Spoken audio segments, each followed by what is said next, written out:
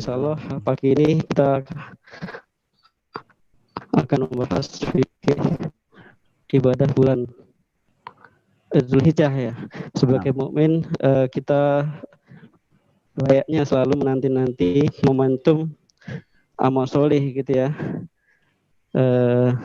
Melalui menanti-nanti agar bisa mengoptimalkan ibadahnya di amal soleh itu, kita harus mempelajari ilmu yang terlebih dahulu. Di antaranya adalah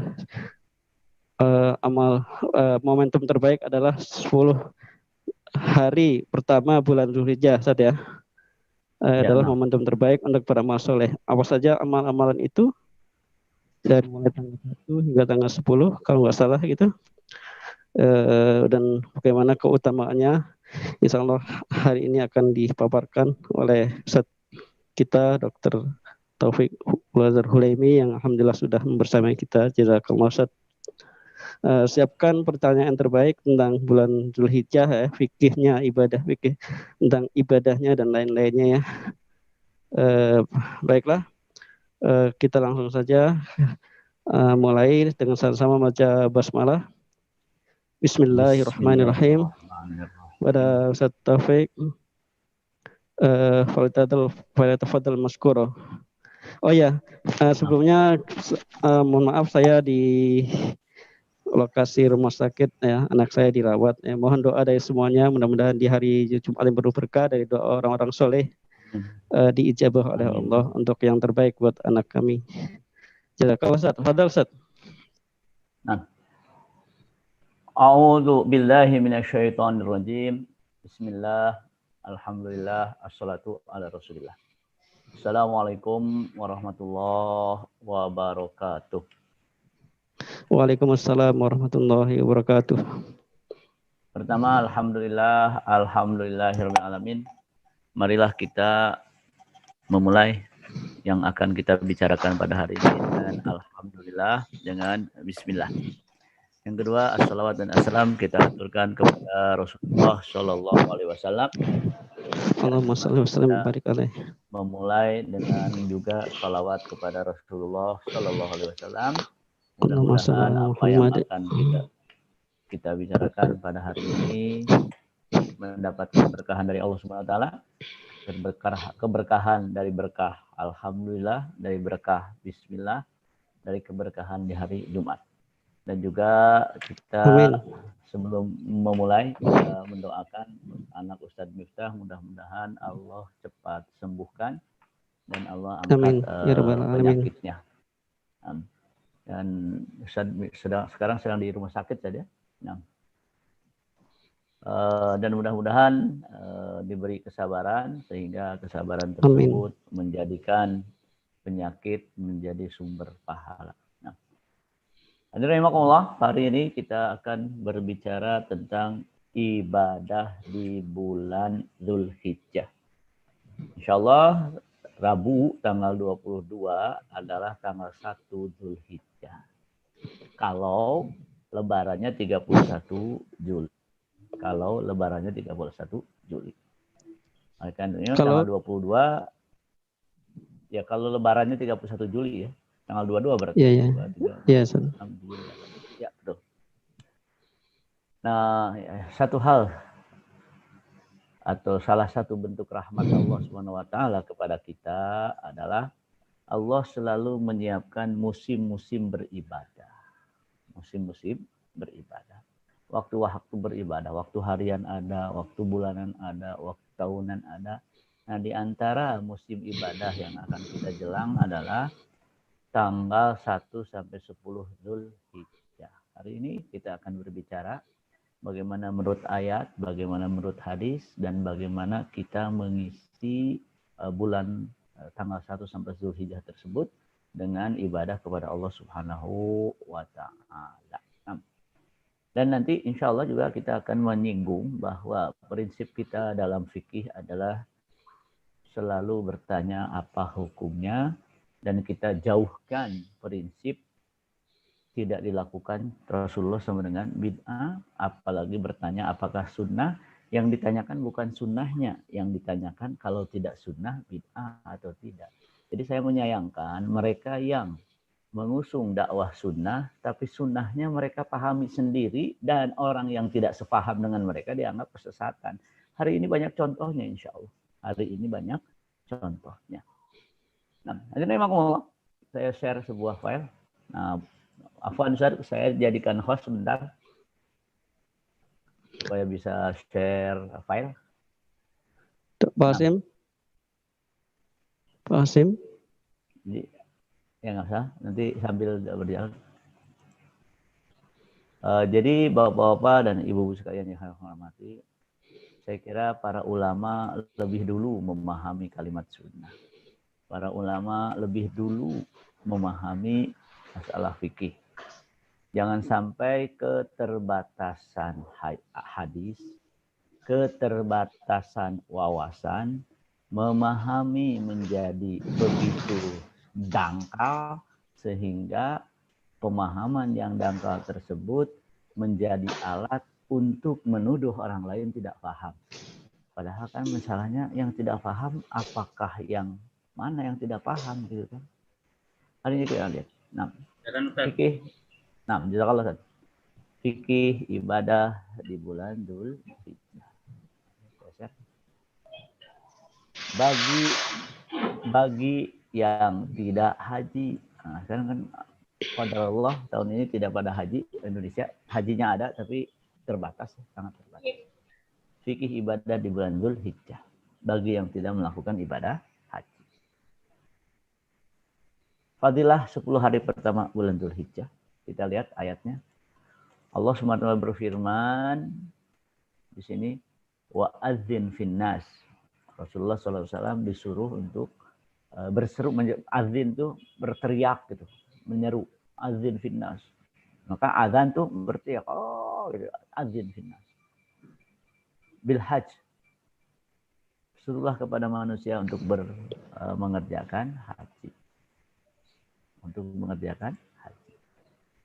Ya'tuka rijalan, nanti mereka akan datang kepadamu rijalan, berjalan kaki.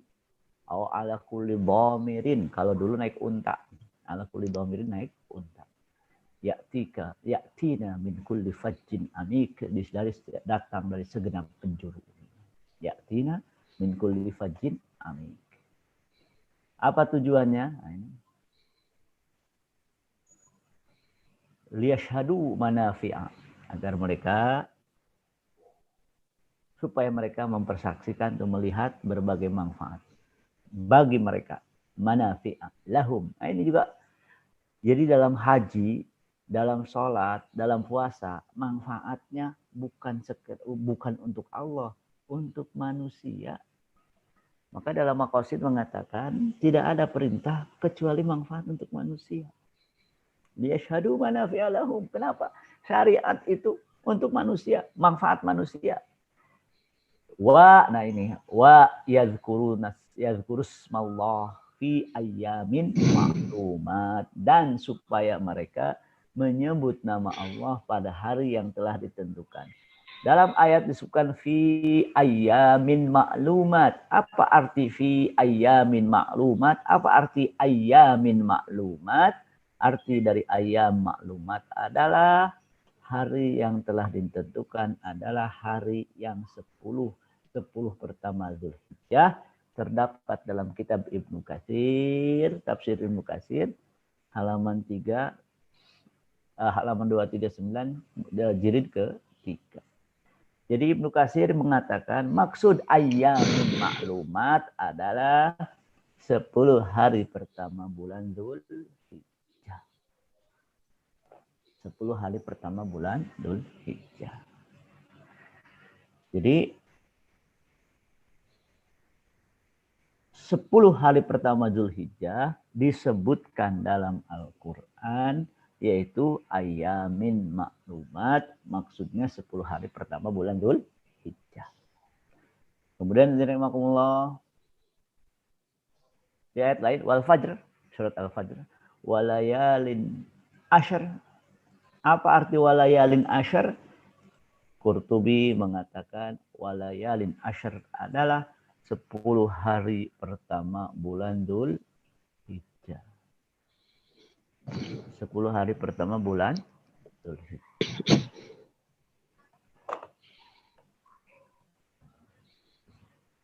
Walayalin asyar, 10 hari pertama Dzulhijjah. Nukasir maksud 10 hari Dzulhijjah.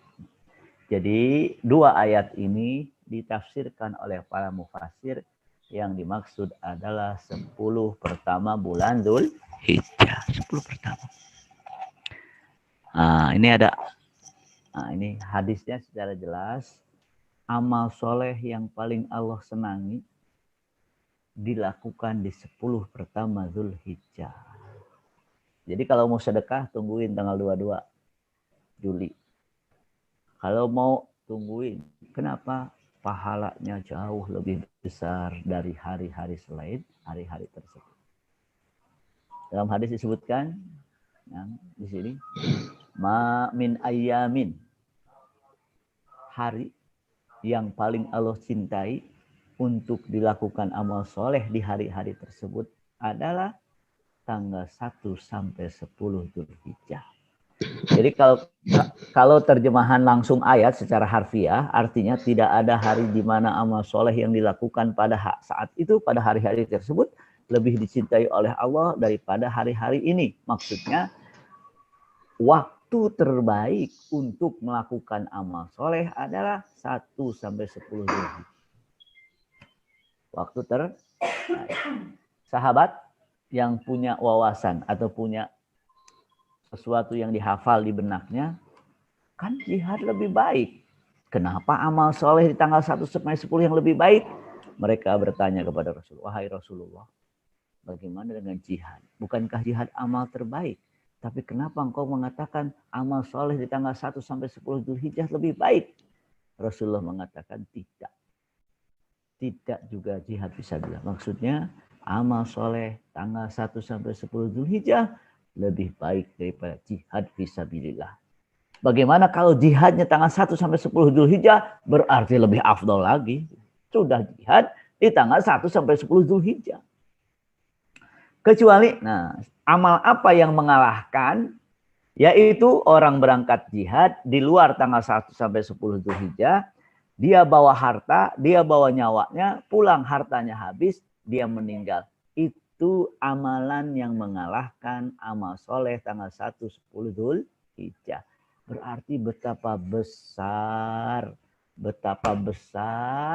yang namanya amal soleh di tanggal 1 sampai 10 Dzulhijjah. Jadi tanggal 1 sampai 10 Dzulhijjah. Apa saja kita lihat hari ini. Sebetulnya secara umum selama disebut amal soleh ada dua. Melakukan perintah, meninggalkan larangan. Jangan sampai amal soleh melakukan perintah. Larangan tidak perintah dilaksanakan, larangan dilaksanakan, jadi masalah. Jadi lakukan. Ziarah kubur ke orang tua, lakukan tanggal 1 10. Bersedekah, lakukan. Apapun bentuknya amal soleh, lakukan. Tanggal 1 sampai 10 Dzulhijjah. Berarti mana yang lebih baik? Nah ini kan 10 Dzulhijjah atau 10 Ramadan. Kita dalam wacana kita, dalam pemahaman keislaman kita, sudah sangat paham bahwa 10 terakhir bulan Ramadan adalah terbaik untuk beribadah. Yang disebut Asyur Awakhir. Jadi pertanyaannya bagaimana hadis ini mengatakan 1 sampai 10 Dzulhijjah. Yang lain mengatakan 10 hari terakhir bulan Ramadan. Siang hari 10 hari Dzulhijjah lebih baik dari siang hari 10 terakhir Ramadan. Berarti ibadah siang hari di tanggal 1 sampai 10 Dzulhijjah lebih baik. Yang kedua, malam hari 10 akhir Ramadan lebih baik. Jadi kalau tahajud lebih baik 10 hari terakhir Ramadan. Kalau puasa lebih baik, ya ibadah siang hari lebih baik 1 sampai 10 Dzulhijjah. Berarti di Asyur Awakhir malamnya, Asyur Awail siangnya. Maka perbanyak ibadah di siang hari bulan Dzulhijjah. Rahimakumullah, amal soleh di 10 hari Dzulhijjah. Maka apa ibadah yang khusus di siang hari? Puasa. Berarti puasa dianjurkan selama hari-hari tersebut 1 sampai 10 Dzulhijjah, atau bagi sebagiannya misalkan memperbanyak puasa tanggal tersebut, terutama puasa di tanggal 9 Dzulhijjah yang disebut puasa Arafah. Jadi paling tidak tanggal 9 Dzulhijjah itu janjian sama anak kita, sama keluarga kita akan puasa hari Arafah. Rahimakumullah, pertanyaan. Boleh nggak puasa dari tanggal 1 sampai 9 Dzulhijjah? Hukumnya apa?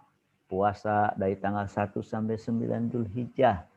Imam Ibnu Qayyim mengatakan mustahab bagi seorang untuk melakukan puasa pada 10 hari pertama dari bulan Dzulhijjah. Kenapa mustahab tidak kalimat sunnah? Karena kalau sunnah harus ada hadis sahih Rasulullah puasa tanggal 1 sampai 9 Dzulhijjah. Atau harus ada hadis sahih Rasulullah mengatakan puasalah 1 sampai 9 Dzulhijjah. Ini tidak ada. Yang ada hadis umum, amal soleh, lakukan amal soleh 1 sampai 9 Dzulhijjah. Maka kalau pertanyaannya apa hukumnya? Jawabannya mustahab. Apa hukumnya tanggal puasa 1 sampai 9 Dzulhijjah? Jawabannya mustahab. Kenapa tidak sunnah? Nah, makanya sunnah kan harus istilah sunnah sekarang. Kalau dalam fikih istilah sunnah nggak masalah. Mau dilakukan Rasul atau tidak. Istilah sunnah biasanya dipakai untuk Rasulullah nyuruh secara langsung atau Rasulullah mencontohkan. Maka istilahnya mustahab. Yustahabbu siyamu asyri dzulhijjah. Karena hadis apa? Hari terbaik beribadah adalah 1 sampai 10 Dzulhijjah. 10-nya sudah tidak boleh karena Idul Adha, maka 1 sampai 9 Dzulhijjah. Mustahab. Maka sekali lagi saya ingatkan, jangan bertanya dalam fikih apakah sunnah, itu terlalu sempit nanti. Maka saya bilang kajian sunnah itu sangat baik. Tapi kalau kajian sunnah dengan makna yang sempit menjadi masalah. Menjadi masalah. Karena ya masalahnya bagaimana? Karena keterbatasan. Kita lihat pendapat ini Ibnu Qudamah dari mazhab Hambali. Ya. Imam Nawawi berkata dari kitab Al-Majmu', Syarah Sahih Muslim. Maka kata Imam Nawawi, berpuasa 9 hari Dzulhijjah bukan perkara yang dibenci. Kenapa kalimat bukan perkara dibenci? Karena ada mengatakan kan Rasulullah tidak melakukan. Imam Nawawi mengatakan bukan perkara yang dibenci. Bahkan sangat disunnahkan. Maksudnya mustahab. Nah, memang dalam teks Imam Nawawi mengatakan kalimat mustahab. Wahia mustahabbah istihbaban syadida. Sangat mustahab. Istihbaban syadida. Sangat mustahab. Terlebih lagi pada 9 Dzulhijjah, apalagi tanggal 9 Dzulhijjah.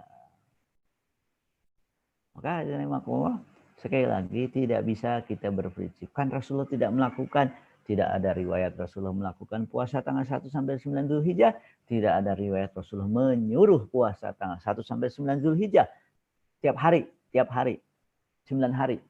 Tapi yang ada adalah amal soleh terbaik dilakukan tanggal 1 sampai 9 Dzulhijjah. Puasa adalah amal soleh, berarti dianjurkan puasa tanggal tiap hari 1 sampai 9 Dzulhijjah.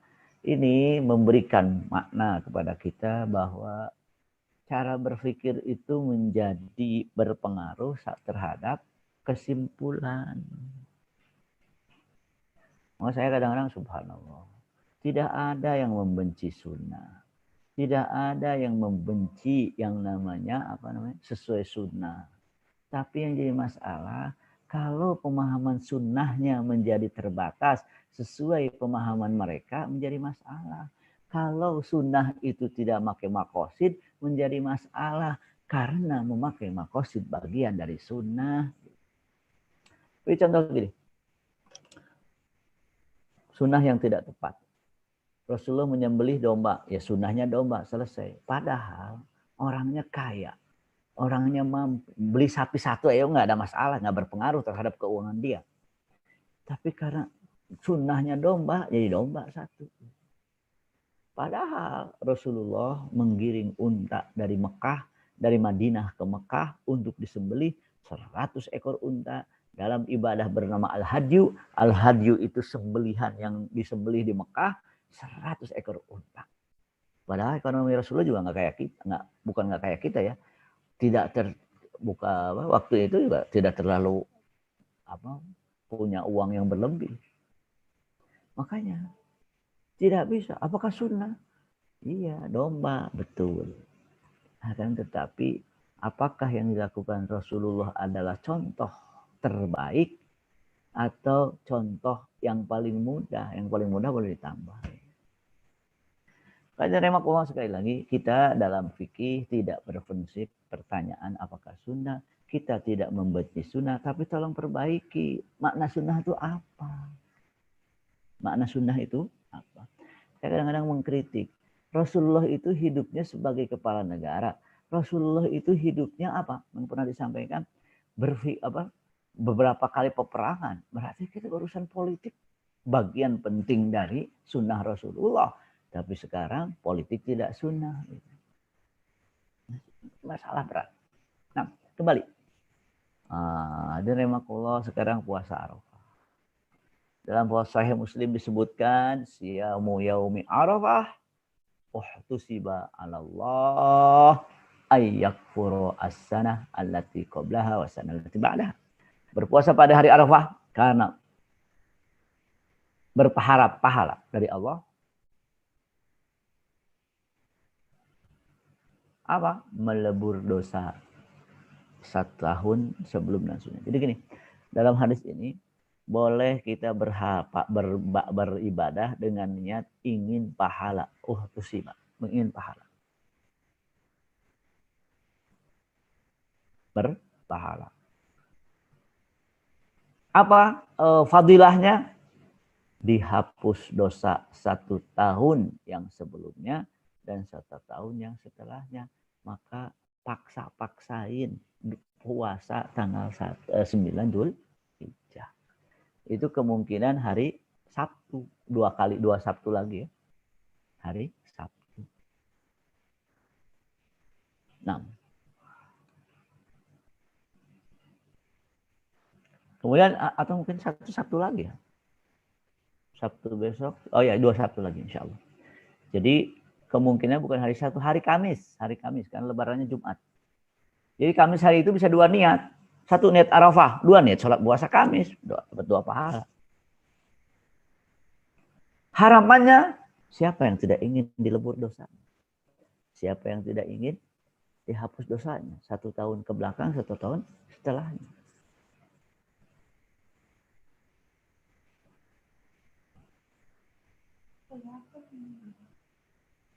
Satu tahun sebab puasa. Nah ini menarik. Ini kenapa saya tulis sebab puasa Arafah. Pertanyaannya, kalau terjadi perbedaan tanggal antara Saudi dan Indonesia, misalkan pada tanggal 9 Dzulhijjah, Saudi 9 Dzulhijjahnya hari Rabu, Indonesia 9 Dzulhijjahnya hari Kamis. Kan lebaran hari Ahad ya di Indonesia. Hari Jumat ya. Pertanyaannya, apakah kita ikat Saudi atau ikut Indonesia? Kenapa? Di Saudi tanggal 9 Dzulhijjah hari Rabu, misalkan di Indonesia tanggal 9 Dzulhijjah hari Kamis. Mau ikut yang mana? Nah, ini pertanyaannya sebab puasa Arafah apa? Apakah puasa Arafah karena jamaah haji wukuf di Arafah atau karena tanggal 9 Dzulhijjah? Loh, kenapa? Pertanyaannya. Apakah puasa Arafah karena jamaah haji sedang wukuf atau karena tanggal 9 Dzulhijjah? Bagi yang mengatakan bahwa puasa Arafah karena jamaah haji wukuf di Arafah, maka puasa mengikuti pemerintah Saudi. Kenapa? Kalau kita puasa hari Kamis, Arafah udah kosong. Bagi yang mengatakan puasa Arafah karena tanggal 9 Zulhijjah, maka ikut pemerintah setempat. Dari dua pendapat ini, mana yang lebih tepat? Ada jawabannya begini. Dalam sejarah berkali-kali haji tidak terselenggara. Berkali-kali. Tidak terselenggara. Ketika haji tidak terselenggara, apakah ada puasa Arafah? Ada. Kenapa? Kalau begitu, puasa Arafah tidak terikat ada atau tidaknya jamaah haji di Arafah. Puasa Arafah terikat dengan tanggal. Maka kalau terjadi perbedaan tanggal antara Saudi dan Indonesia, kita ikut 9 Zulhijjah Indonesia, tidak ikut 9 Zulhijjah Saudi. Karena permasalahannya bukan keberadaan jamaah di Arafah, tapi masalahnya adalah tanggal 9 Zulhijjah. Nah, ini saya kira ini sangat masyhur. Barang siapa hendak memotong kuku, hendak berkurban memotong kuku. Apa? Maka kata Rasulullah, jangan potong kuku dan rambut. Oleh karena itu, sebelum tanggal 1 Zulhijjah, tanggal apa? Rabu depan ini. Rabu depan tanggal 22, potong kuku. Karena 10 hari kuku itu nggak enak juga. Jika kamu, kata Rasulullah, prima maknahu, melihat hilal bulan Zulhijjah dan salah seorang di antara kamu hendak berkurban, maka hendaklah ia menahan diri dari memotong rambutnya. Jadi kalau sudah niat kurban, ya udah, jangan dipotong kukunya sampai kurban tersebut dipotong. Agar kuku rambut termasuk yang dibebaskan dari api. Salah satu hikmah. Nah, pertanyaannya, apakah yang dimaksud kuku hewan atau kuku pekurban? Kuku kurban. Nah, yang kedua, apakah pekurban saja atau keluarganya? Sebetulnya pekurban saja. Tapi ada yang mengatakan tidak apa-apa, keluarganya juga ikut, berharap ikut mendapatkan pahala dari kurban tersebut. Jadi potong kuku tuh hari Selasa. Sekali lagi memang nggak enak 10 hari nggak potong kuku tuh, ya daripada ini. Tapi kalau lewat ya udah nggak masalah. Nah, rambut juga sama, tidak potong kuku dan tidak potong rambut. Kemudian memperbanyak amal soleh. Apa yang dimaksud amal soleh? Ibadah sunnah, sholat, sedekah, jihad, baca Al-Quran, amal ma'ruf. Nah, saya lihat ini belum apa. Kalau bahasa orang itu belum galak. Oh, belum galak? Bukan, maksud galak itu belum digalakkan. Kalau Ramadan sangat marah. Nah, sekarang bagaimana kita mensiarkan ibadah di awal Zulhijjah 1 sampai 10 Zulhijjah, amar ma'ruf, nahi mungkar. Sebab amalan tersebut pada hari ini dilipat gandakan pahalanya. Sekali lagi, amal soleh terbaik di tanggal 1 sampai 10 Zulhijjah. Terbaik. Dan banyak sekali jenis amal soleh. Banyak sekali. Mau birrul walidain, istitaat suami. Kalau suami mau ngasih hadiah, tanggal 1 sampai 10 Zulhijjah. Lebih besar pahalanya. Lebih besar pahala. Bahkan amal ibadah yang tidak utama. Nah, lihat. Bila dilakukan pada hari itu akan menjadi lebih utama dan dicintai Allah daripada amal ibadah pada hari lainnya. Meskipun berupa amal ibadah yang utama. Jadi amal ibadah yang tidak utama di hari-hari tersebut menjadi utama. Fadilahnya tambah besar.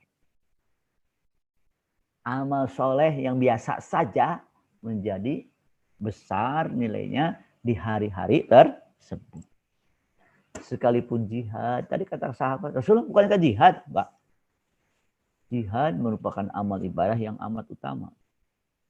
Tapi kalah dengan amal soleh di hari-hari tersebut. Maka ya Allah, besar sekali ini kesempatan. Kecuali jihad yang tidak kembali dengan harta dan jiwa. satu amal yang bisa mengalahkan. Yang di luar tanggal 1 sampai 10 Zulhijjah. Yaitu apa? Berangkat jihad, hartanya habis, orangnya meninggal. Itu baru melebihi amal soleh. Maka sayang berarti. Mari mudah-mudahan kita diberi umur di hari-hari di hari-hari tersebut, kemudian kita berharap pahala yang melimpah di hari-hari tersebut. Boleh enggak? Kita pendingin dulu. Nanti dulu, saya mau sedekah tanggal 20, tanggal hari Rabu, tungguin. Iya, kan sah-sah saja. Apalagi ibadah di siang. Yang mudah-mudahan kita bisa mengoptimalkan waktu kita di hari-hari tersebut, terutama ibadah di siang hari tanggal 1 sampai 9 Zulhijjah. Taubat serta meninggalkan segala maksiat dan dosa. Jadi amal soleh diantaranya meninggalkan maksiat dan dosa. Wa tubu ilallah jami'a ayyuhal mu'minun la'allakum tuflihun. Taubatlah, tinggalkan maksiat, amal soleh. Tinggalkan dosa, amal soleh. Masalahnya dosa yang mana? Makanya tanggal 1 sampai 10 Zulhijjah dangdutan. Gimana dangdutan? Dangdutan jelas-jelas nggak benar. Jadi ada dosa yang dianggap tidak dosa. Di Indonesia banyak dosa dianggap tidak dosa. Perempuan nyanyi depan umum, nggak pakai jilbab, nggak dianggap dosa. Nggak dianggap dosa. Kadang-kadang, waduh, banyak sekali saya kira di Indonesia amal dosa tidak dianggap dosa. Kalau mau bertaubat, cabut tabungannya dari bank riba sekarang tanggal 1 sampai 10 tuh.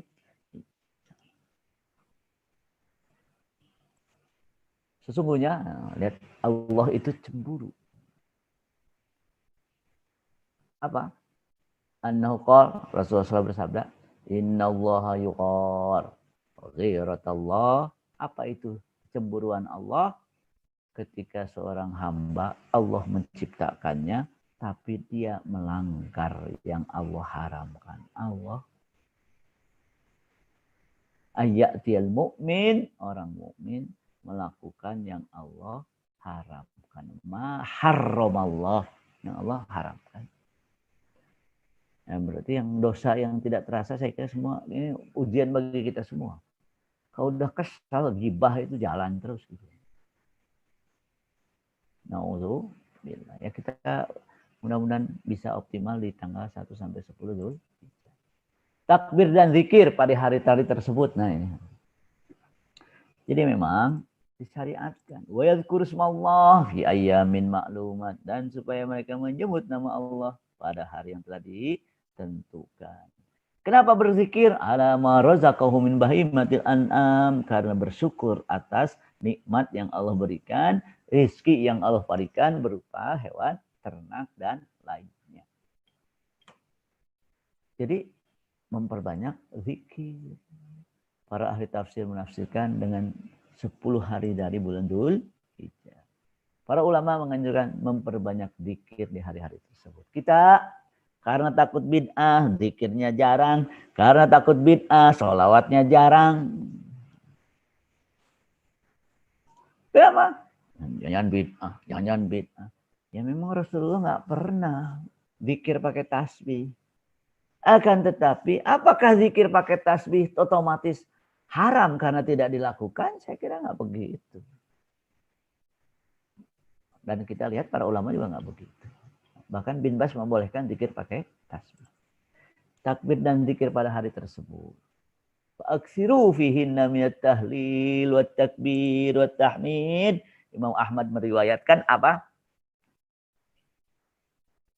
Dari hadis, kata Rasul, amal soleh paling baik dilakukan 1 sampai 10 Dzulhijjah. Kemudian fa'aksiru fihinna, perbanyak di hari-hari tersebut. Tahlil, takbir, ilaha illallah, tahlil. Takbir, Allahu Akbar. Tahmid, Alhamdulillah. Alhamdulillah. Ya. Gini, zikir itu tujuannya mengingat Allah, Jangan sampai berzikir tapi tidak ingat Allah. Allahu Akbar, iya Allahu Akbar mulutnya doang. Gitu. Tapi disuruh untuk taat Allah nggak mau, bohong. Imam Bukhari rahimahullah menuturkan bahwa Ibnu Umar dan Abu Hurairah radhiyallahu an keluar ke pasar pada 10 hari tersebut seraya mengumandang takbir, lalu orang-orang pun mengikuti takbirnya. Jadi sebetulnya kalau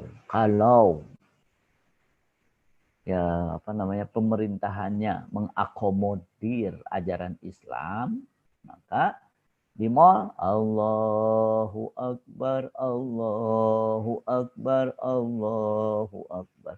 Disuruh takbir, suruh tahlil, suruh tahmid. Kapan? Dari sejak awal tanggal 1 Zulhijjah. Tahlil di sini tahlil ya, maksudnya la ilaha illallah. Karena kalau tahlil tidak ada yang mempermasalahkan, yang mempermasalahkan itu kalimat an-nya saja, tahlil an-nya. Dan saya yakin tahlilan itu sesuatu yang dibolehkan. Nah, jenis takbir, ada takbir mutlak, ada takbir muqayyad, ada takbir zawaid. Apa itu takbir mutlak? Tidak terikat dengan sholat fardu. Takbir mutlak boleh dari tanggal 1 Zulhijjah, boleh. Takbir muqayyad biasanya dilakukan setelah sholat ketika ayam tasyrik gitu.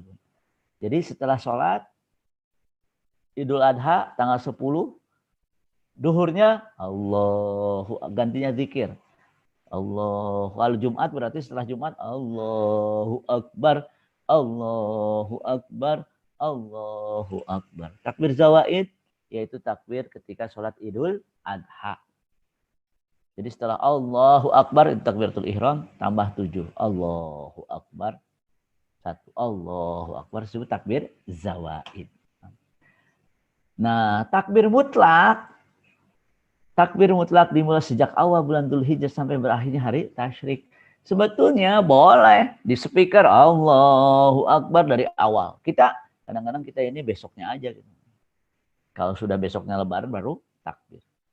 Ini yang membuat takbir, yang membuat Idul Adha itu dibilang oleh orang Arab Id al-Kabir gitu. Kalau Idul Fitri itu hari raya doang. Kalau hari raya Idul Adha Id al-Kabir, hari raya besar. Udah raya besar. Takbir muqayyad dimulai sejak salat subuh. Sebetulnya nanti tanggal Kamis itu sudah boleh sholat sejak subuh takbir muqayyad. Allah setelah sholat Allahu Akbar, Allahu Akbar. Sampai tanggal 13 Dzulhijjah yaitu asar. Jadi kalau Jumat berarti Sabtu, Ahad, Senin duhur, asar, terakhir takbir zawaid. Afan, takbir muqayyad, yaitu takbir yang dilakukan setelah sholat. Nah, lafaz takbir ini menjadi masalah. Lafaz disunnahkan dalam artian dilakukan Rasul. Allahu Akbar, Allahu Akbar, Allahu Akbar. Hadis sahih hanya menyebutkan Allahu Akbar. Yang jadi masalah, emang kalau ditambah nggak boleh. Ibnu Qayyim justru menambah Allahu Akbar, Allahu Akbar, la ilaha illallah. Ada yang bertanya, kan Ibnu Qayyim menyelisihi sunnah? Pertanyaan bukan Ibnu Qayyim menyelisihi sunnah, tapi Ibnu Qayyim berbeda pendapat dengan orang yang memahami sunnah dengan mengatakan tidak boleh ditambah. Jadi yang terjadi bukan pertentangan antara hadis dan Ibnu Qayyim. Yang terjadi adalah pendapat A berbeda dengan pendapat Ibnu Qayyim. Karena hadis tidak melarang. Hadis tidak melarang Allahu Akbar kabiro. Jadi Allahu Akbar, la ilaha illallah, Allahu Akbar, walillahil hamd. Hadis tidak melarang. Yang tidak melarang itu tidak otomatis haram. Tidak melarang, tidak dilarang, tidak otomatis haram. Imam Syafi'i membolehkan takbir. Yang sering lihat dalam kitab Al-Um wa uhibbu an takuna. Saya menginginkan takbir itu tambahannya adalah seran Allahu Akbar, Allahu Akbar, Allahu Akbar. Itu sepakat. Tambahannya Allahu Akbar kabiro. Siapa yang menambah? Imam Syafi'i. Kenapa? Karena diriwayatkan dalam Muslim bahwa takbir tersebut pernah Rasulullah baca ketika di Bukit Sofa. Allahu Akbar kabira walhamdulillahi katsira wa subhanallahi bukratan wa asila. Apakah tambahan ini bid'ah? Tidak bid'ah. Imam Syafi'i mengatakan seperti itu dan Imam Ibnu Taimiyah mengatakan saya setuju dengan pendapatnya Imam Syafi'i bahwa takbir itu ditambah Allahu Akbar kabira walhamdulillahi katsira wa subhanallahi bukratan wa asila. Yang menarik dalam hadis ini, dalam takbir ini adalah mukhlishina lahuddin, kita ikhlas lillahi ta'ala menyembah Allah. Walau karihal kafirun, walaupun orang kafir nggak suka kita menjadikan Allah satu-satunya Rabb, menjadikan Allah satu-satunya ilah. Yang disebutkan dalam ketuhanan yang Maha Esa. Maka karena, wah ini yang benar cuma Islam doang dong kalau ketuhanan yang Maha Esa, mau diganti juga itu. Pancasila. Nah, jadi berketuhanan berkebudayaan. Berketuhanan kebudayaannya jadi Tuhan siapa? Budaya apa Allah? Nah, kalau jadi takbir boleh ditambah dan tidak bid'ah, bahkan mustahab. Takbir berjamaah, boleh nggak tidak takbir berjamaah? Lihat teksnya, boleh dan tidak bid'ah. Kenapa? Ada makna secara tersirat yang menunjukkan boleh takbir berjamaah. Kata Imam Syafi'i, wa idhal takbir jama'atan wa furuda. Saya menginginkan takbir itu secara berjamaah dan ataupun sendiri. Imam Malik mengatakan bagaimana takbir? Wa awwalu dzalika takbirul imam. Imam dulu takbir, wan nas ma'ah. Kemudian orang-orang setelah itu Allahu Akbar, ya ikut imam. Allahu Akbar bareng-bareng. Jadi bid'ah nanti dulu. Lihat kata Imam Malik, al-amru indana. Al-amru indana itu artinya tradisi di Madinah. Anna takbir fi ayyamit tasyrik, du'a Rasulullah wa awwalu dzalika takbirul imam. Imam, kemudian orang-orang mengikuti takbir imam. Jadi riwayat dari Imam Syafi'i, riwayat apalagi Imam Malik mengatakan wal amru indana. Kalimat amru indana itu artinya apa? Ijma ahli Madinah, tradisi Madinah. Yang mewarisi tradisi Madinah siapa? Yang mewarisi tradisi Rasul siapa? Ahlul Madinah. Berarti takbir berjamaah sebuah tradisi yang diwariskan dari sahabat kepada generasi setelahnya. Wal amru indana. Banyak juga hadis mengatakan fayukabbirna bitakbirihim afan. Berarti laki-laki pada takbir bareng-bareng, kemudian perempuan juga ikut takbir, tapi suaranya pelan. Allahu Akbar, Allah. Jangan sampai kalau takbir speaker doang takbir, yang lain diem aja pada mingkem. Allah. Kenapa? Kalimat takbir itu ketika mengumandangnya kita berpahala.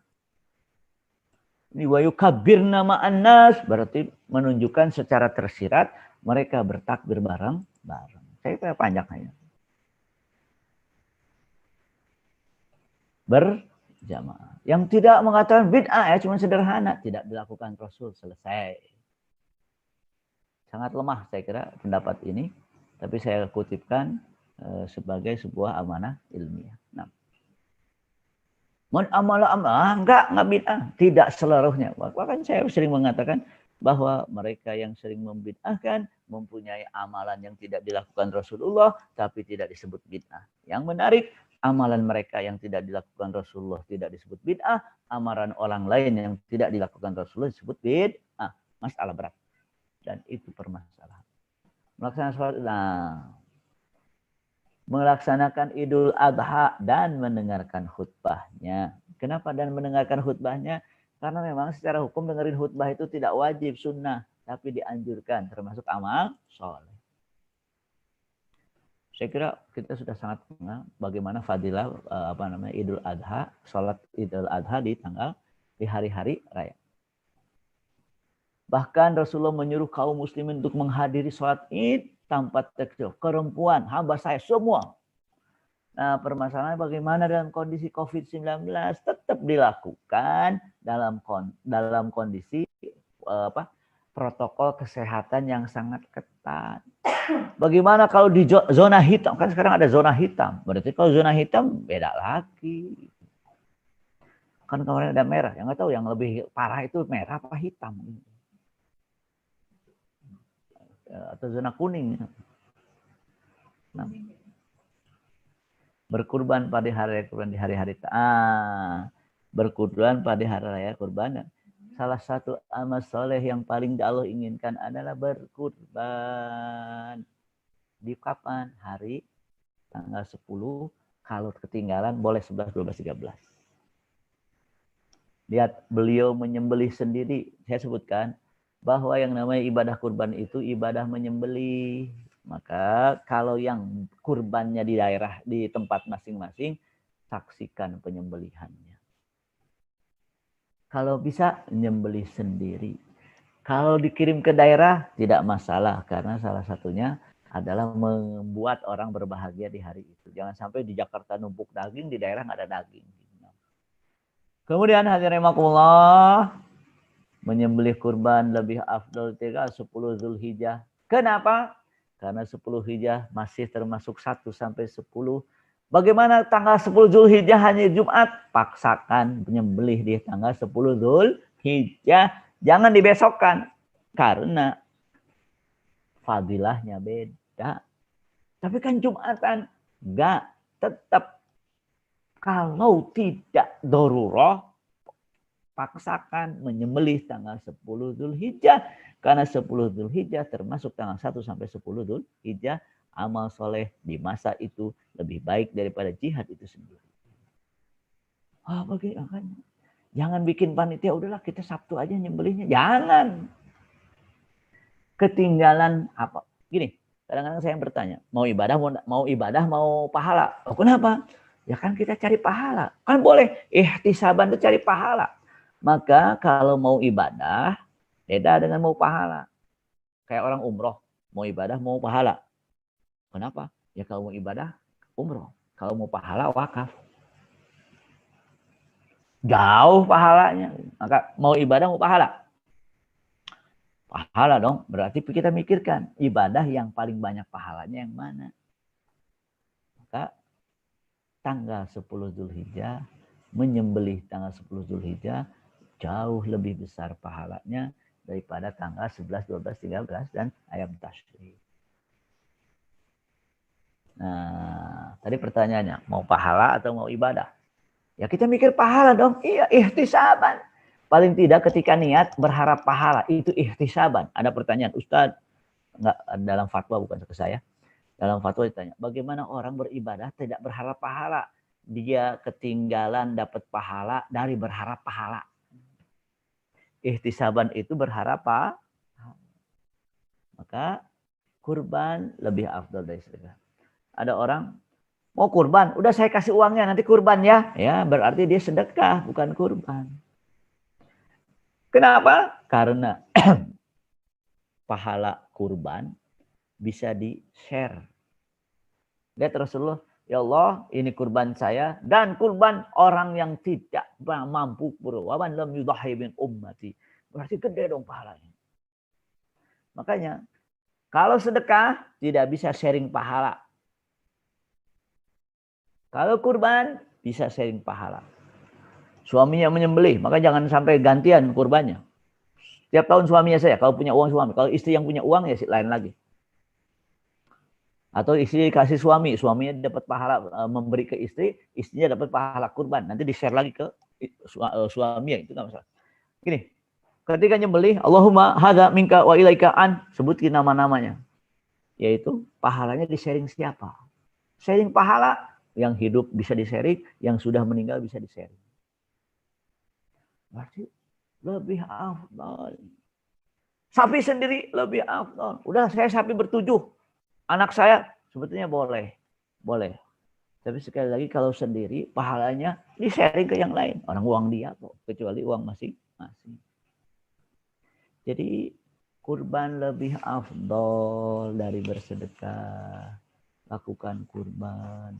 Bagaimana dalam kondisi pandemi? Yang kan ada namanya daging yang bisa disampaikan. Ini ibadah. Maka saya tidak setuju dengan pendapat mengatakan tahun ini nggak usah kurban, kita sedekah saja. Kurban jauh lebih afdal dari sedekah. Kurban jauh lebih afdal dari bersedekah. Ada pendapat mengatakan berarti kurbannya satu, sisanya sedekahkan saja untuk kepentingan fakir miskin. Sebetulnya silakan. Kan dari sekali lagi secara umum kurban lebih afdal dari bersedekah. Jadi kalau mau kurban 3 sekalian, jangan saya 1, saya kasihkan ke ini, saya kasihkan enggak, 3-3-nya udah sendiri aja. Nanti pahalanya kita sharing, ya Allah, kurban saya buat ibu saya yang meninggal, bapak saya yang meninggal, buat mertua saya yang sudah meninggal, kan gitu. Buat istri saya, nggak usah diulang istrinya, 1 aja, buat istri saya, kalau buat istri saya, lain lagi. Nah, jadi kurban lebih afdal. Ini menjadi pertimbangan. Kalau seandainya mau kurban atau mau sedekah uang, kurban lebih afdal.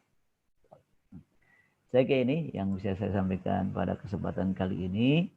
Sekali lagi Allah, kita di dunia itu apa sih yang dicari? Saya kadang-kadang agak bingung juga melihat orang sibuk itu, sibuk ini, sibuk pokok. Kejar ujung-ujungnya dunia juga. Pas meninggal selesai. Pas meninggal selesai. Itulah orang-orang tergoda dunia. Itu apa? Pokoknya dia ingin berkuasa. Terus habis berkuasa ngapain? Kalau mati ya selesai. Nah, saya kira ini yang bisa sampaikan. Silakan Ustaz Miftah kalau ada pertanyaan.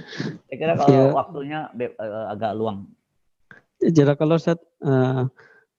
Ini ada yang mau bertanya langsung, Ustadz Hamdan. Sebentar saya unmute dulu. Nah. Silakan Ustadz Hamdan. Assalamualaikum Ustaz. Waalaikumsalam warahmatullahi wabarakatuh. Fadhil ya Hamdan. Nah, hadir daiman Ustaz. Ustaz, pertanyaan saya begini. Kalau kita melihat banyak hadis sebenarnya yang sempat juga saya sempat membaca, ternyata cara ittiba para rasul terhadap nabi kita itu kayak yang dipahami saat ini Ustaz. Kalau dipahami saat ini ittiba itu tidak dilakukan nabi, jangan dilakukan, ikut gitu. Tapi ternyata sahabat ittiba itu sempat ada cerita itu sahabat sempat mengimami sholat, kemudian membaca qul huwallahu ahad berulang-ulang. Ya. Intinya mereka tidak bertanya terlebih dahulu kemudian langsung melaksanakan gitu. Kira-kira korelasi dengan orang yang dengan teman-teman kita yang memahami ittiba itu kayak bagaimana dengan ittiba para sahabat? Kenyataannya jauh berbeda banget gitu Ustaz. Betul. Jadi permasalahannya sampai saya tulis fikih ittiba. Fikih ittiba. Kenapa? Apa iya ittiba itu melakukan yang dilakukan dan meninggal yang tidak dilakukan? Kan bahaya itu. Apakah tidak ittiba sekarang dalam kondisi COVID-19 kita sholatnya tidak jarak sholat makmumnya nggak rapat? Apakah tidak ittiba? Ittiba. Kenapa? Karena antara ittiba itu memperhatikan situasi. Jadi yang namanya ittiba itu ya ittiba dengan cara berpikirnya, jangan sekadar ittiba Rasulullah lakukan, tidak lakukan. Itu ittiba yang terlalu sempit dalam memahaminya. Sampai kan mengatakan nggak usah berpolitik, ya gimana? Berarti nggak ittiba dong, orang Rasulullah politikus kok. Ya kalau nggak berpolitik, kenapa beliau ngirim suratnya ke Raja Persia, ke Raja Romawi, beliau memimpin perang. Bahkan dalam bab politik Rasulullah bukan wahyu, ijtihad Rasul, yang mana Rasulullah sering ditanya oleh sahabat, Rasulullah wahyu bukan. Kalau bukan, sebaiknya begini Rasulullah. Berarti yang namanya politik itu ijtihad waktu itu, bukan sesuatu yang dipastikan tanpa salah. Ijtihad mungkin salah. Buktinya Rasulullah. Gitu ya. Jadi memang kita bermasalah dengan kalimat ittiba. Ittibanya benar, cuman makna ittibanya yang jadi salah. Ya, so, jadi apa? Nah, yang kedua saat ini terakhir saya akan tanyakan kata dolala Ustaz. Kalau kita lihat penafsiran di dalam Al-Quran maupun itu di dalam tafsir Zilalil Quran ditambah juga Quraisy Ibnu Katsir, ternyata kata dolalah di dalam Al-Quran juga itu tidak bermakna semuanya sesat. Contoh kayak wawajadaka dhallan fahada, itu bukan. Sekarang korelasi dengan orang yang sering membedahkan gimana ini? Ya memang setelah masalahnya harfiatun nusus. Kadang-kadang bukan harfiatun nusus, salah terjemah. Karena kejadian salah terjemah. Yaitu apa? Yuksir, apa? Su'ru dialih kotoran. Su'ru kok kotoran? Su'ru itu bekas minum. Dan banyak kejadian kesalahan dalam, saya kadang-kadang menemukan ini salah. Sampai depak pun salah terjemah. Dalam ayat tentang Khomer disebut ismun kabir, dosa besar. Dosa besar. Ismun kabir bukan dosa besar. Ismun kabir itu keburukan yang banyak. Ya. Kalau dosa besar berarti udah haram duluan dong.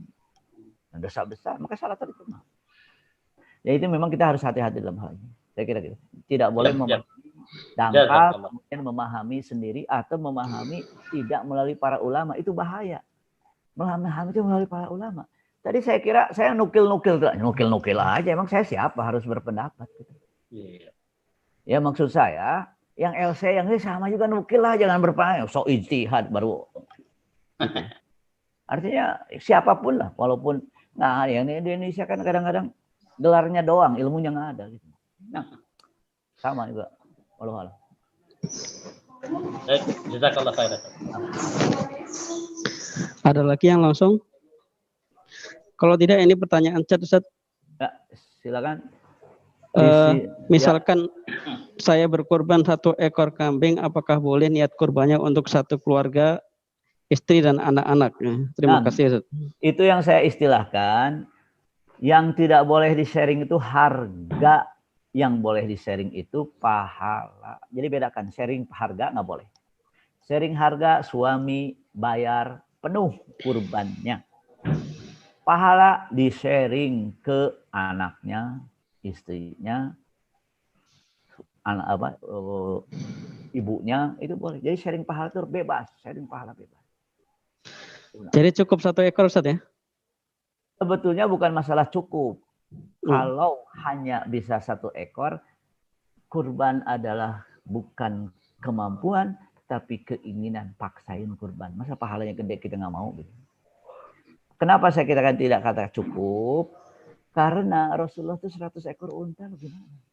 Malu sama Rasulullah. Emang kita pernah satu hari datang ke rumah, lihat, punya makanan nggak? Enggak, saya puasa. Rasulullah pernah loh. Kita nggak pernah pulang ke rumah. Paling kalau nggak punya, nggak ada puasa gara-gara nggak ada sarapan. 100 ekor unta. Maka saya bilang ini bukan masalah cukup. Masalahnya keinginan. Maka sebenarnya saya ingin menyampaikan menampilkan video ibu-ibu yang ibu-ibu yang kerjaannya pemulung tapi berkurban. 1 sapi, bukan 1 domba. Nanti kalau ada kesempatan saya tampilkan videonya. Minggu depan Ustaz. Ya. Minggu depan. Pertanyaan lagi Ustaz ini. Kalau misalkan mau berkurban tapi kita belum akikah ketika waktu kecil, mana yang didahulukan, akikah atau kurban? Karena banyak yang beranggapan bahwa kalau belum akikah berarti belum boleh kurban. Gimana Ustaz? Begini, permasalahan kurban dan akikah itu hanya di mazhab Malik. Bagaimana ya gambarannya? Ada bayi lahir pas tanggal 10 Zulhijjahnya hari ke-7. Berarti kan orang tuanya bingung, ini kurban apa akikah? Gitu. Kenapa? Karena mazhab Malik, kurban itu tidak boleh di tanggal selain tanggal 7. Kan? Nah itu dilema, mau kurban apa akikah? Apalagi cuma bisa beli 1 domba. Itu berarti hanya di mazhab Malik. Bagaimana di mazhab Syafi'i? Mazhab Syafi'i itu kurban kapanpun, akikah kapanpun boleh.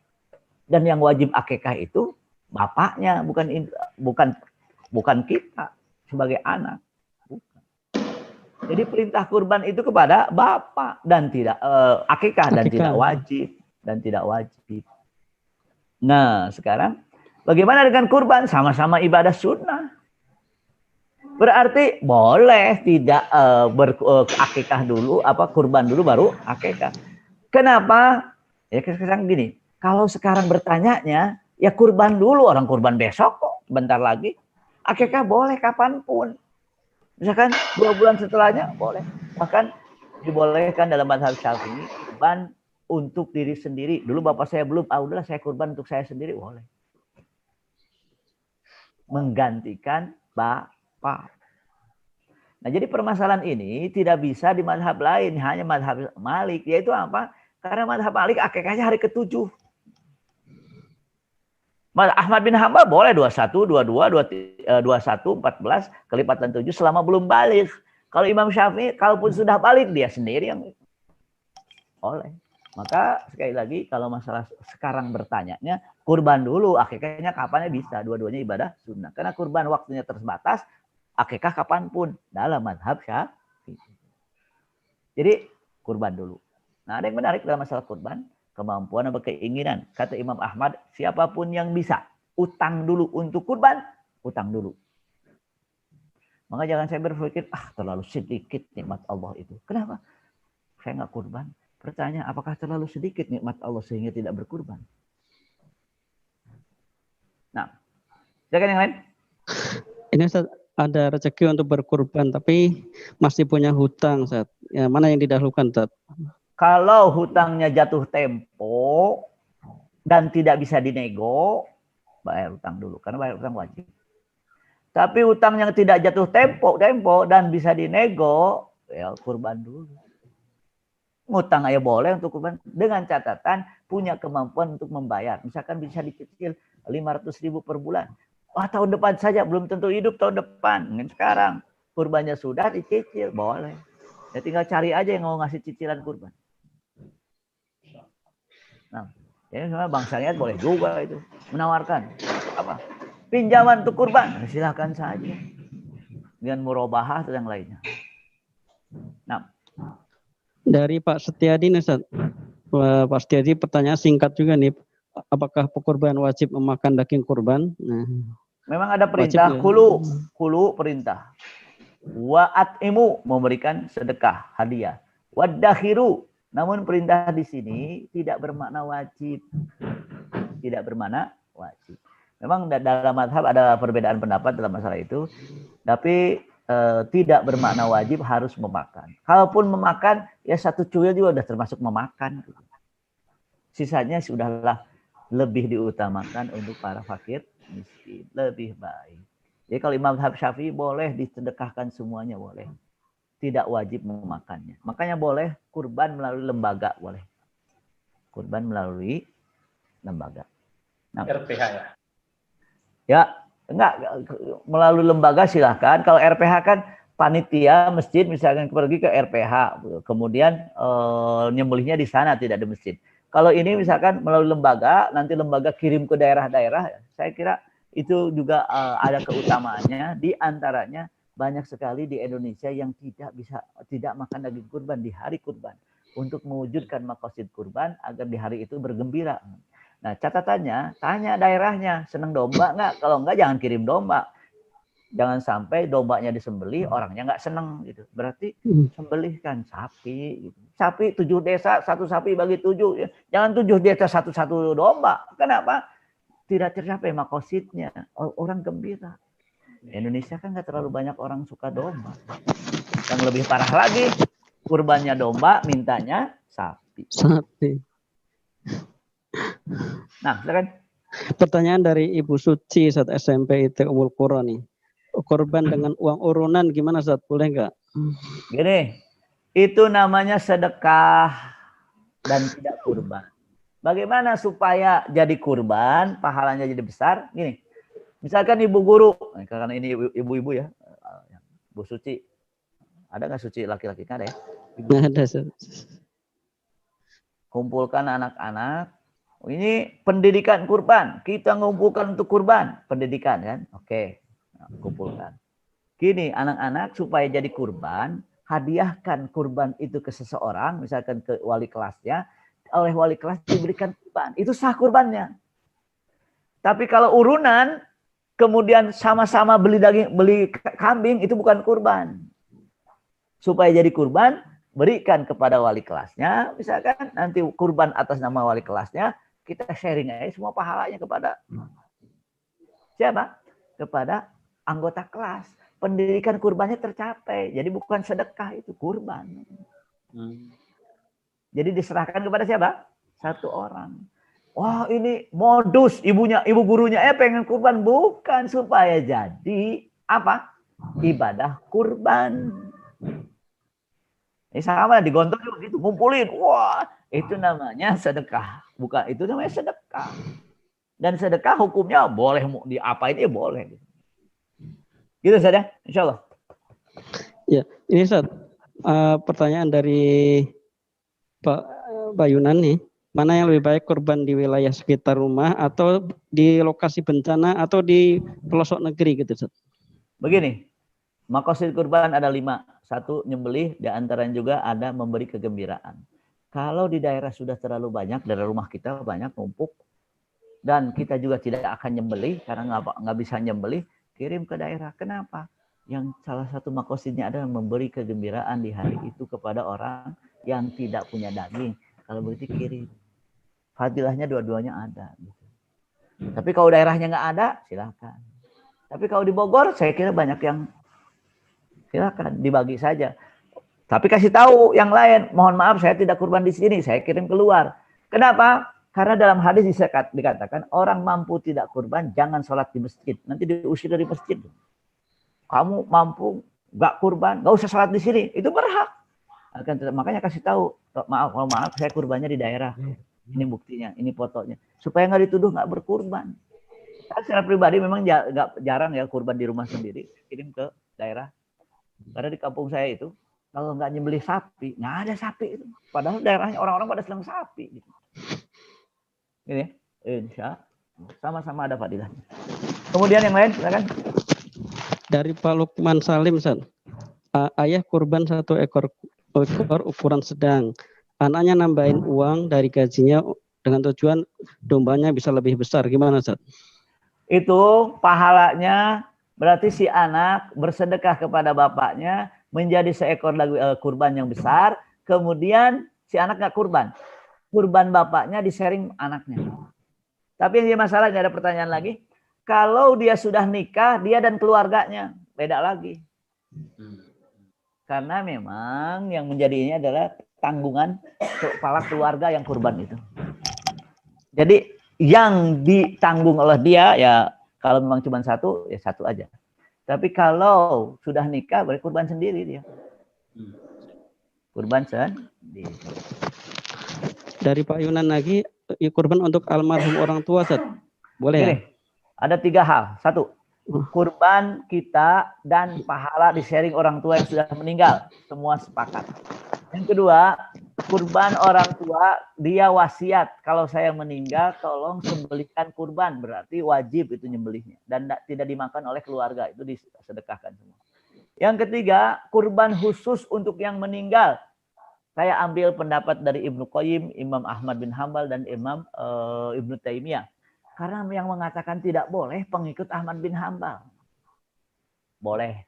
Kata Ibnu Qayyim, pahala itu bagaikan benda, dibagi sama siapa aja boleh. Maka, dan subhanallah, seluruh madhab sepakat, selama ibadah itu ibadah harta sampai kepada yang meninggal. Berarti yang mengatakan tidak sampai adalah sebuah kesalahan. Sampai insya Allah. Silakan yang lain. Kalau anak laki-laki yang sudah nikah tapi masih serumah dengan orang tua, apakah kurban sendiri atau ikut orang tua, Ustaz? Ya, pertama kalau dia sudah mampu sendiri. Kan masalahnya mampu. Terus saya kalau dia berkeinginan, kenapa? Kadang-kadang kan keinginan bukan masalah mampu tidak mampu. Paksain. Bagaimana nabung kurban di sini ada? Kan nggak nabung kurban sama ngutang aja boleh, apalagi nabung kurban boleh. Ya makanya saya sarankan, udahlah kurbannya sekarang dicicil, jangan cicil dulu baru kurban. Kenapa? Kalau meninggal sebelum tahun depan berarti kan sudah nggak kurban, pahalanya nggak ada. Nih sekarang aja cari orang yang mau minjemin. Jadi jangan sampai menyia-nyiakan kesempatan ibadah berkurban. Nah, kalau istrinya ada 4 Ustadz gimana, Tad? Pahala bisa di-sharing kemana-mana. Oh iya. Woi, keren nih Pak Hamdan nih. Nah, silakan yang lain. Ustadz, dari saya Ustadz. Tadi ada raise hand, Ustadz. Ada Pak siapa yang raise hand? Oh iya, silakan. Siapa ya? Bu Erif gitu ya? Nah, ini ada. Bisa di unmute sendiri nggak ya? Kalau bisa, saya agak kesulitan kalau nggak tahu namanya. Terus ini Erif, Bapak atau Ibu, wallahualam. Silakan. Silakan di unmute Pak Erif atau Bu Erif. Pak Dokter, Pak siapa Pak? Erif, oh di sini. Nabung kurban. Oh, Tadi Pak sudah Erif ya? nabung kurban sudah. Pak Arif, silakan Pak Arif. Udah di chat dia, udah menulis. Oh, udah di chat ya. Ustadz, saya nanya kalau nazar kurban Ustadz. Mau nazar kurban, tapi pada hari H tidak ada rezeki, gimana Ustadz? Begini, nazar itu kalau nazar kurban jadi wajib. Jadi kurban wajib itu seharusnya nazar. Apakah dia menentukan waktunya atau tidak? Kalau tidak menentukan waktunya tahun ini, berarti tahun depan masih ada. Tapi kasih tahu sama ahli warisnya kalau meninggal berarti harus dipenuhi nazarnya. Karena kalau wajib. Jadi kapan kurban jadi wajib? 1, kalau nazar, saya tahun ini kurban, wajib. Terus bagaimana kalau tidak punya uang? Nah, ini masalah. Kan ada namanya awarid. Awarid itu situasi yang muncul tiba-tiba gitu. Berarti ya gimana lagi Mas Tato tuh, lagi nggak punya gimana? Berarti di qadha tahun depannya. Nah, kemudian di sini ada pertanyaan lagi saya kayak di chatting. Ini Pak Arif kok nggak bisa di unmute ya? Padahal dia udah pertanyaan, udah ada pertanyaan di ini. Dia raise hand lagi tadi barusan. Oh gitu. Iya. Kemudian ini muti'ah wafa, ada muti'ah wafa, ibadah siang 10 Dzulhijjah apakah sama utamanya dengan malam haram? Ya betul. Jadi 10 awal Dzulhijjah itu siang yang lebih afdal. Malamnya Asrul Awal. Secara umum dua-duanya punya fadilah. Tapi dalam hadis ini secara langsung disebutkan 10 pertama Dzulhijjah disebutkan. Kalau di awal Asrul Awakhir Rasulullah melakukan gitu. Jadi kan agak ini. Kalau di teks langsung, ini teks langsung. Sama dua-duanya punya keperluan. Jadi hewan kurban yang dikebiri begini.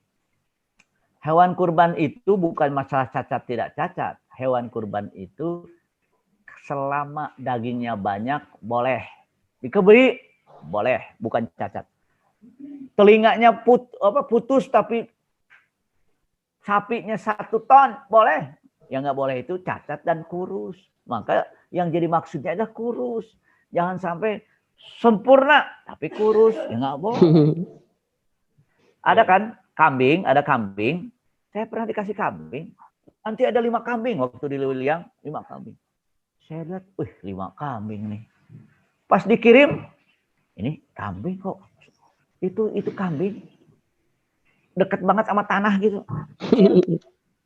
Sampai panitianya, saya bilang kenapa nggak diikat? Ustadz yang begitu nggak ada yang ngambil kalaupun hilang katanya. Saya bilang kok kecil begini kambing. Iya, memang syarat, memenuhi syarat. Cuman dagingnya kok kecil amat. Ketika disembelih jadi 1 kresek, nggak ada yang mau ngambil lagi. Saya kira. Nah, maka saya mengatakan bahwa kurban itu bersyukur. Kalau begitu, ukur nikmat kita, kemudian tentukan timbangan kurban kita. Oh, kenapa? Apakah terlalu kecil Allah memberikan rezeki sehingga kita kurbannya ecek-ecek gitu? Ya kalau bisa kurban itu ketika kalau kambing ya, kalau kambing bunyinya itu mantap, itu udah gitu. Kalau sapi juga, bukan? Ya ini anak sapi. Nah, kemudian di sini kebiri sudah. Boleh insya Allah kalau mau share pahala kurban apa harus ketika sekarang saya nih ya Allah saya kurban misalkan di mana di Kalimantan silakan pahalanya buat dari sekarang sudah sebutkan insya Allah sampai Allah maha tahu niat kita. Yang lebih afdal ketika nyembelih sebutkan Bismillahirrahmanirrahim hadza minka wa ilaika an itu setelah kalimat an itu sebutin nama sendiri an dan sebutin satu-satu. Masya Allah, bisa ya. Latihan kurban. Latihan nyembelih. Latihan nyembelih. Kemudian di sini dari YouTube ada nih Ustaz. Silakan. Dari YouTube itu dari Bu Fauziah nih tentang dalil 10 hari pertama Zulhijjah lebih baik siangnya daripada malamnya. Kemudian dalil 10 hari Ramadan itu dua dalilnya sama atau ada dalil masing-masing Ustaz ya? Enggak masing-masing, cuman para ulama ini gimana yang ini menggabungkan dua hadis tentang 10 terakhir Ramadan, tentang awal 10 hari awal Zulhijjah.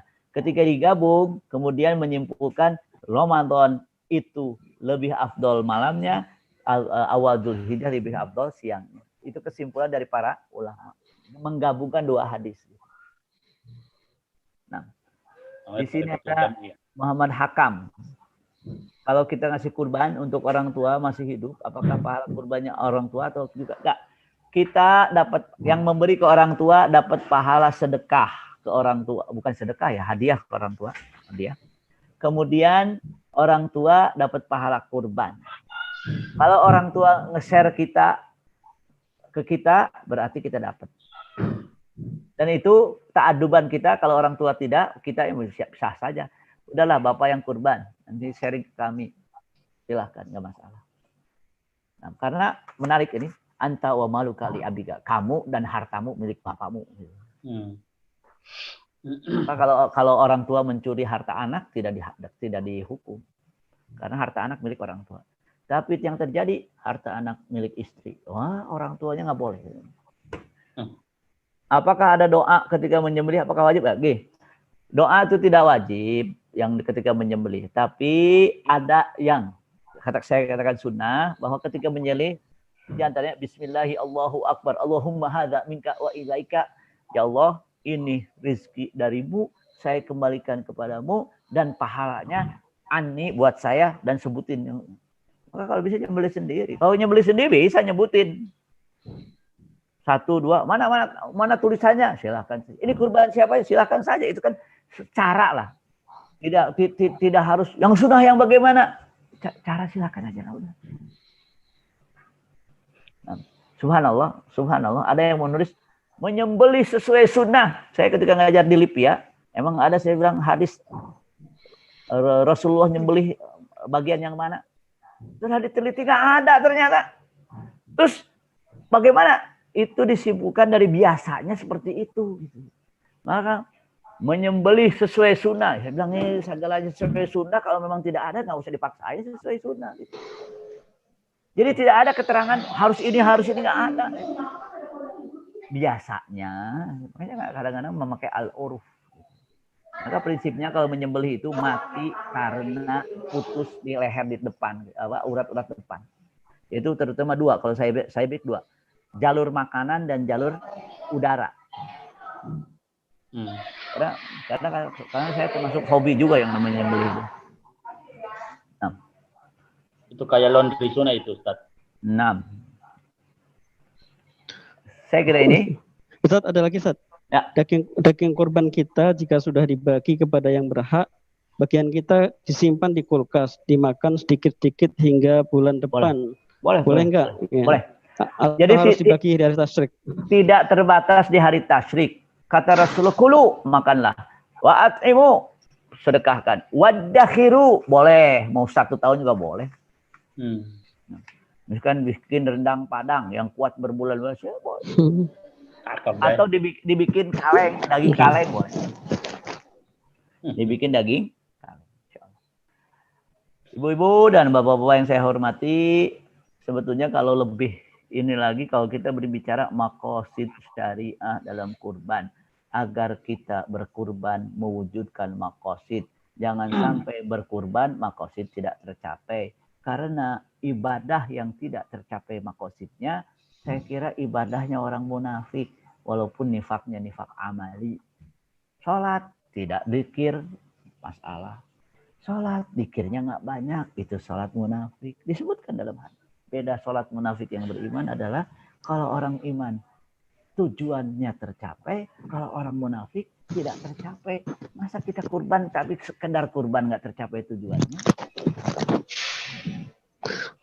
Ustaz, bisa keluar tema dikit nggak Ustaz terakhir? Nah. Bisa keluar tema dikit nggak Ustaz? Nah. Usbul Qadim insyaallah. Usbul Qadim. Saya kira ini yang kita sampaikan. Sekali lagi rahimakumullah, ini adalah kesempatan. Kita boleh nyari pahala. Ihtisaban itu nyari pahala. Jangan dengerin, wah nggak ikhlas itu. Ikhlas itu tanpa pahala. Salah orang hadisnya bilang ihtisaban. Sekali lagi rahimakumullah, mudah-mudahan kita bisa mengoptimalkan waktu kita. Kemudian ya, yang namanya hidup kan mengoptimalkan waktu untuk menggapai akhirat. Wal tanzur nafsu ma qaddamat lighad. Barakallahu fiikum. Assalamualaikum warahmatullahi wabarakatuh. Waalaikumsalam warahmatullahi wabarakatuh. Jazakallahu khairan katsiran kepada Ustaz Taufik Ulemi, paparan tentang fikih ibadah bulan Dzulhijjah. Demikian gamblang ya, mudah-mudahan kita bisa memahami semua dan menjadi persiapan kita di bulan Dzulhijjah. Dan mudah-mudahan kita semua diberi kemampuan, ya, diberi rezeki oleh Allah untuk melakukan ibadah bulan Dzulhijjah, yang utama adalah kurban, yang lain-lain puasa dan lain sebagainya gitu Ustaz ya.